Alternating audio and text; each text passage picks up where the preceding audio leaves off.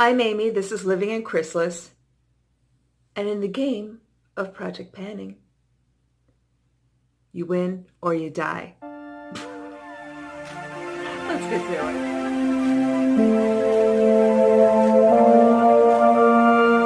it. Welcome or welcome back. As you may have guessed from my intro, I'm going to be introducing a new Project Pan today, but first, happy solstice. And in honor of the solstice, I will be joining a PANtastic Ladies project, which is called Drop 10 by Summer. That one is, what they said is either 10 products or 10 pounds by the time the summer solstice hits.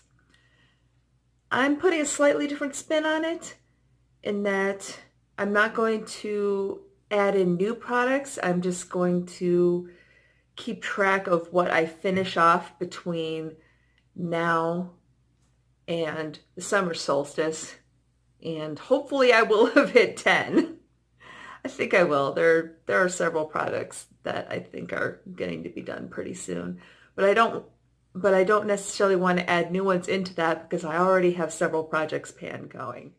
So my take on this project is that I am going to, in addition to using up the 10 products, my goal is to lose somewhere between 10 pounds and 10% of my body weight.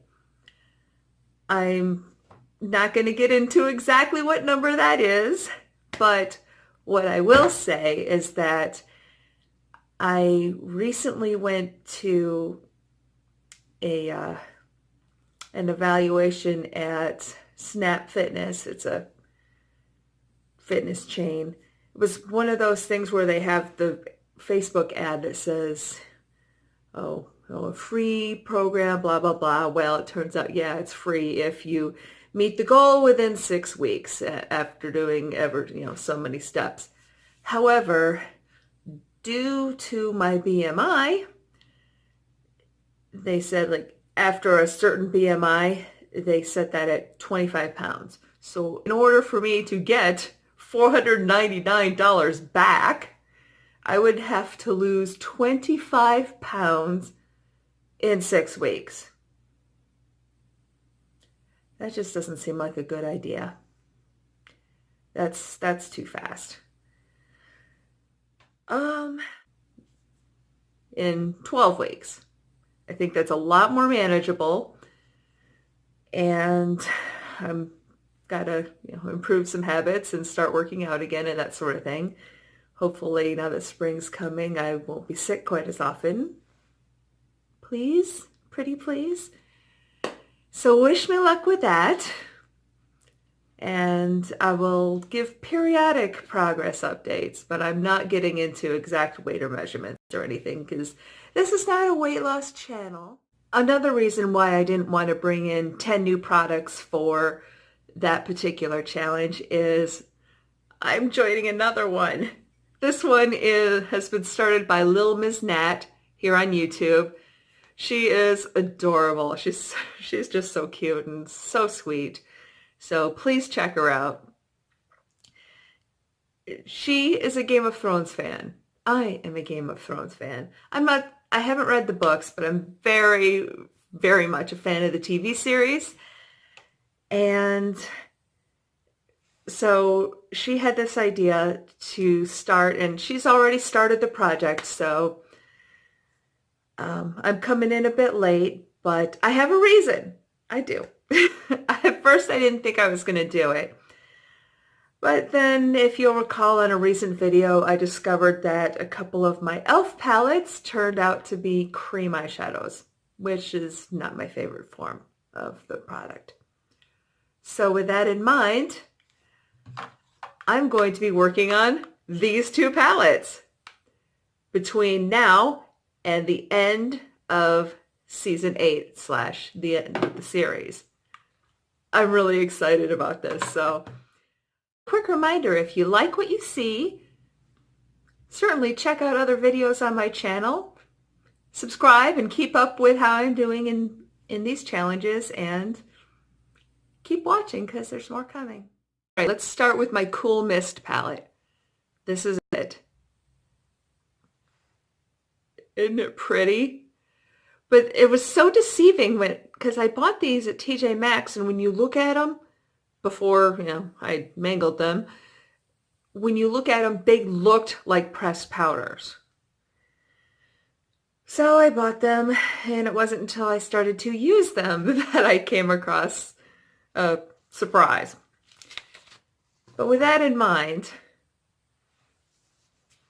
I've come up with a solution. So the first color we have is this. This is the Cool Mist palette. First color we have is just this gorgeous white.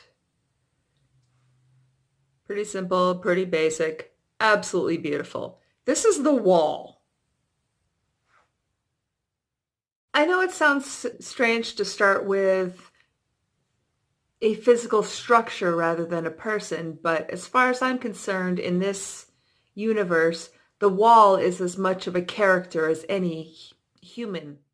Now this next shade took some real thinking to try to figure out what I was going to do with it. At first it looks like just a simple brown with maybe a little bit of shimmer in it. But then, whoops, when you put it on, see how complex it is? I don't even know if it's going to show properly. But it's brown, but it has this light blue shimmer, and it shifts and changes. So this is going to be called Daenerys. Now, if you look at Daenerys through the seasons, you'll see when she's married off to Khal Drogo, she's put in these rather drab brown clothes to, go along with the Khalasar. Then once she's away from them, she comes to Karth, and she is given a lovely gown in this beautiful shimmery blue shade that reminds me very much of the blue shimmers in this eyeshadow. Now, as you go further in the series, you see her adapting this sort of turquoisey blue into her more powerful independent look, and then she also adopts brown back into her powerful independent look.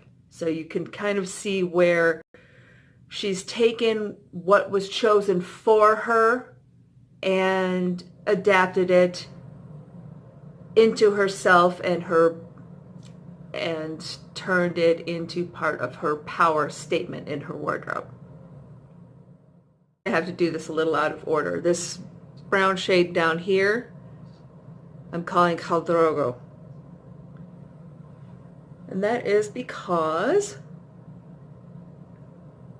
it's another brown, but it does have some interesting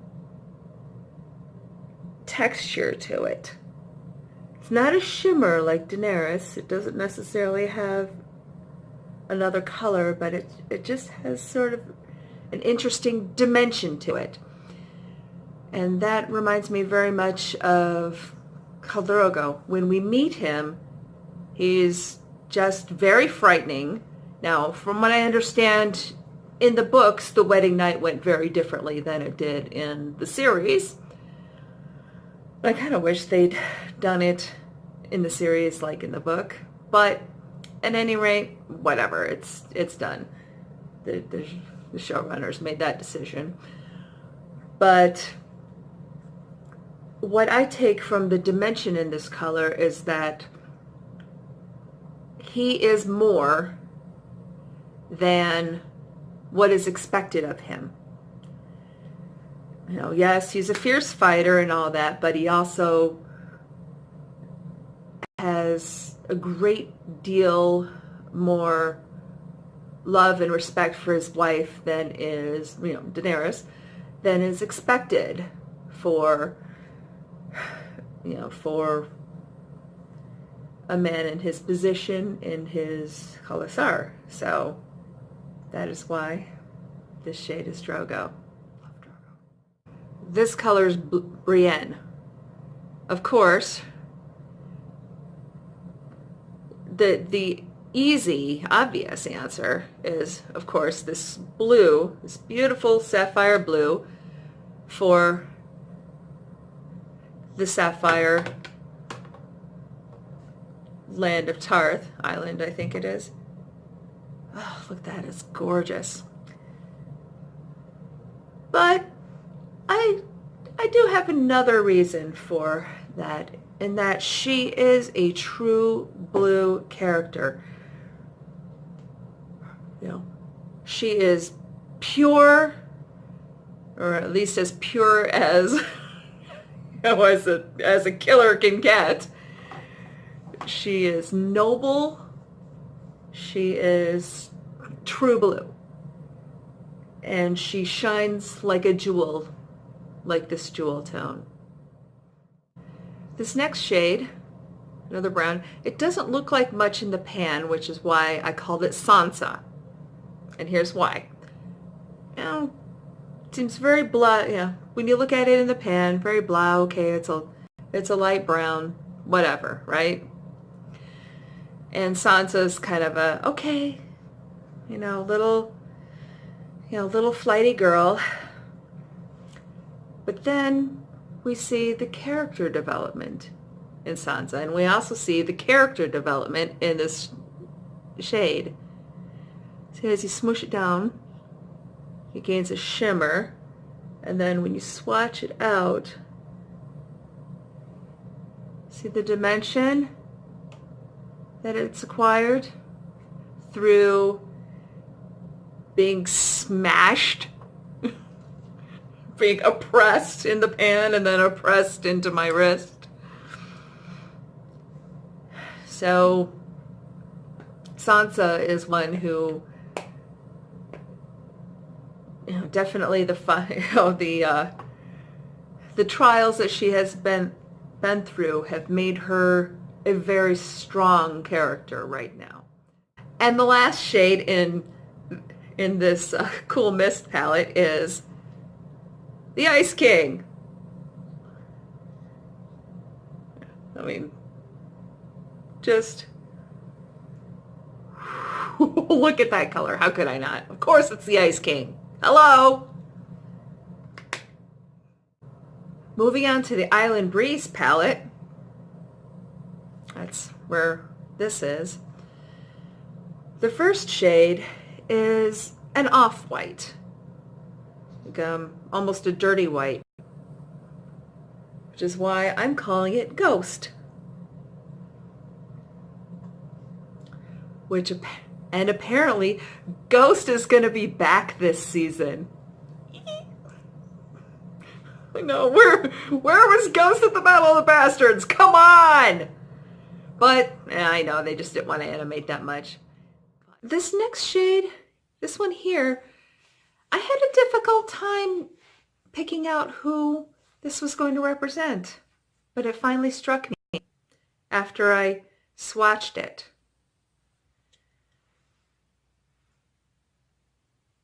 See, it's a subtle color. It is a color, but it's very subtle. I'm calling this one Varys, because this is a color that it's there. It's a little, you see it a bit, but it's subtle. And it can be the foundation of a really nice look. Now, when I was looking up images of Lord Varys, I also found some where he's wearing robes that have a similar color. Here we have Jaime Lannister. I know, it doesn't look like much, right? But when you swatch it out, It has sort of that old gold color, which made me think of his gold artificial hand. Then as I took a look further, it also reminded me of his flowing golden locks, especially from season 1. When we first meet him, he's got the very flowing golden locks and the sort of storybook prince look. Now, Jamie's character arc has been outstanding. For this next shade, we have another non-person that is such a character in this series that it can't not be represented if at all possible. We have the Red Wedding. Because of course we do. All right, we're getting there. We're down to the last couple shades. This is going to be good. Now, this brown shade here, I'm calling this Tyrion. I know, right? It's just a brown, doesn't look anything fancy. But it's not so much that it has dimension, but if you swatch up a couple of layers here, you start to see its hidden depth. Plus, I liked it because as Tyrion's life got more serious and his costuming got more sober, and we started to really see Tyrion for the force that he really is. And finally, another inanimate character that is a presence throughout the series. Lannister Gold. Need I say more? The Lannister Gold has been a catalyst for so much in this series. And now that their minds have run dry, and Cersei knows it, I don't know if the bank knows it, but Cersei does. I'll be very interested to see how the lack of funding affects this next season. So yeah, I'm super excited for this upcoming season. I can't wait to see what happens. I'm dying to know who's going to win the Game of Thrones, if there is such a thing as a winner in this. Maybe you win and you die. I don't know. Maybe the Night King wins and everybody dies. I wouldn't put it past George. Maybe that's why he hasn't finished the last book. But anyway, thank you so much for watching and supporting my channel. And of course, if you haven't already, subscribe. Thanks.